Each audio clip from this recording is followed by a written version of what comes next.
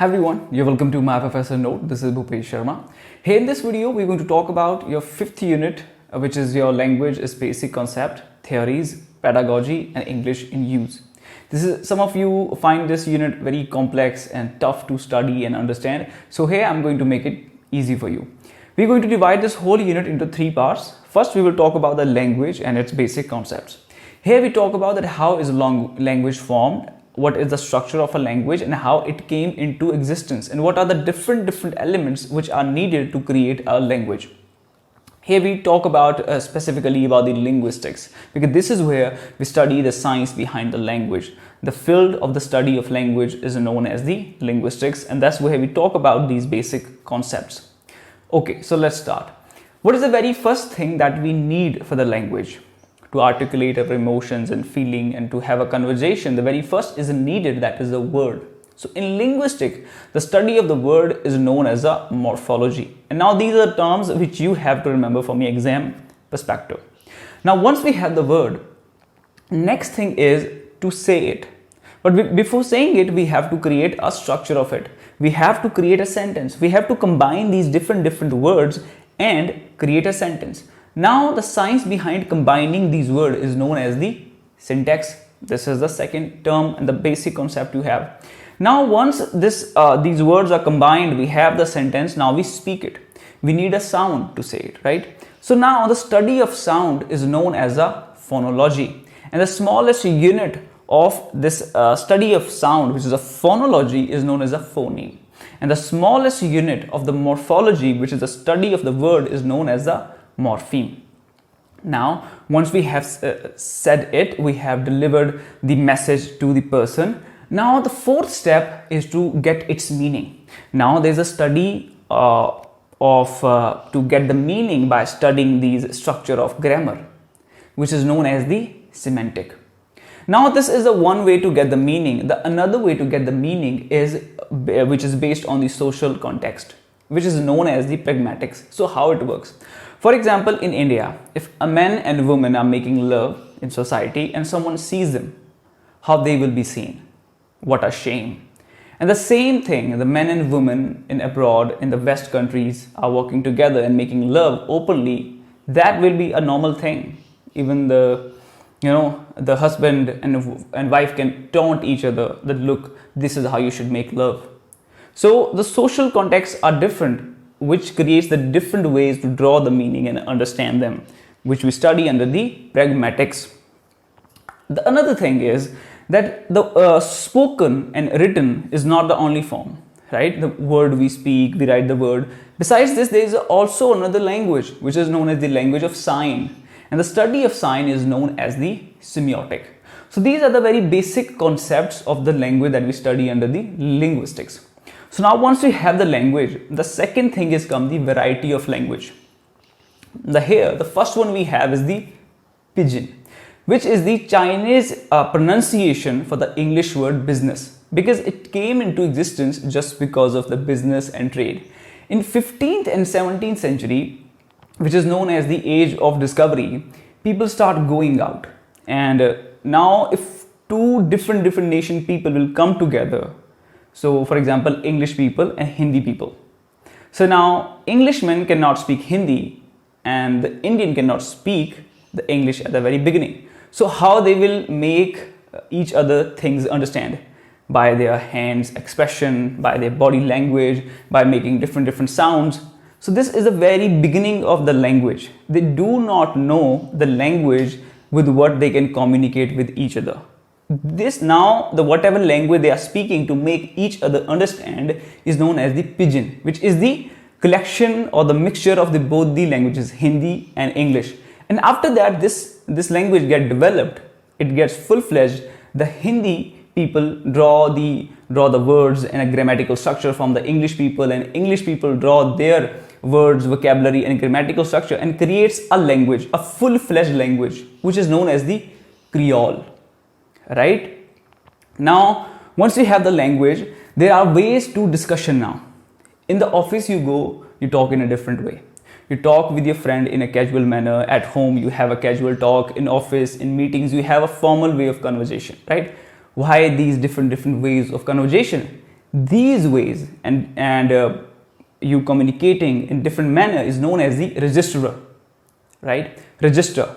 That at home you talk in casual manner, in the office you talk in the formal manner, which is known as the register, the way of communicating according to the situation, right? So these are the varieties of the language. We also have dialect here.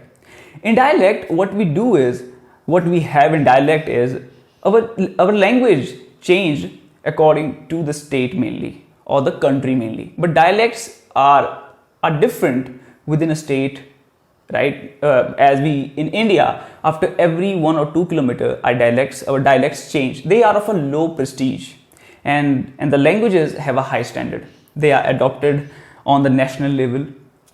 You in dialect, you do not have a full-fledged language, right? It does not have that much respect, or as your national language have. So dialects and language have a huge difference between them. Dialects we mainly use at our home, and sometimes they are also used in the formal language as well, but they are of the low prestige than our language, which is used on the national level. All right. So after the varieties of language, we have linguists here, the people who have worked in this field, the scholars who have worked in these field. So very first one we have here, the Ferdinand de Saussure. He's the one who came with this field of linguistics at the very beginning. He's known as the father of linguistics. We will talk about them in a much more detailed manner in the further video, where I will cover all the chapters, where I'll be talking about all his works, all his terms, just everything. But another one we have is Noam Chomsky, who is famous from his universal grammar theory. The third one we have is Michel Alexander Halliday, who defined linguistics as a way of exchanging meaning through languaging. Then we have Michel Hulong, who is famous for his concept of focus on the form. Then we have David Noonan, Australian linguistics. He's very famous for his English language teaching book list, which is known as a Go For It. Then we have Prabal Das Gupta, an Indian linguist, and Otherness of English, which is a very important work, even though asked in the 2021 in the paper. Then we have Braj Bihari Kachru, Kashmiri linguist, famous for coining the word English term and his work Alchemy of English. Beside this, we have Edward Sapir and Benjamin Lee Wolfe, his disciple. Both of them create a hypothesis where they say that the way of thinking of two different culture people is according to their language. They think different because their language is different, right? So these are the very important linguists that you have to cover from your exam perspective. After knowing about them, let's talk about the theories and the pedagogy that you use for the pedagogy for teaching the language.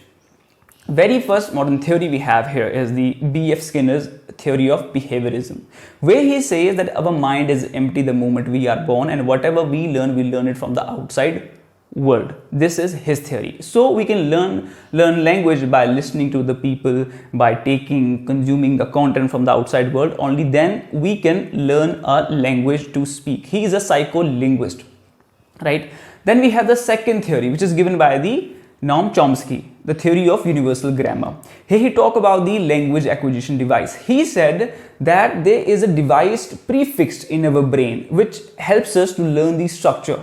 Our mind is not the tabula rasa form, right? It is not in the blank state the moment we are born. It comes with the language acquisition device, because according to the theory of B.F. Skinner, whatever we learn is from the outside world. Now Noam Chomsky, how he defined his language, how he defended his theory, he said that what we are listening is only the word. For example, somebody saying Ram plays football. Now what you are listening is the Ram word, plays verb, and the football, which is the object. But you do not know that Ram is the subject here, plays is a verb here, and how you should combine these words to create a sentence. Because from the outside world, what you listen just merely the sounds and the word. You do not see the structure. Structures are hidden behind the language. So there must be a language acquisition device in our mind prefixed, because of what we are able to create these structures of the language. The third one we have is John Schoeman's acculturation theory, where he said to learn a language, we need to immerse ourselves in the environment. You have seen a lot of people go to England or to America to live there, to spend their time there in order to learn a new language.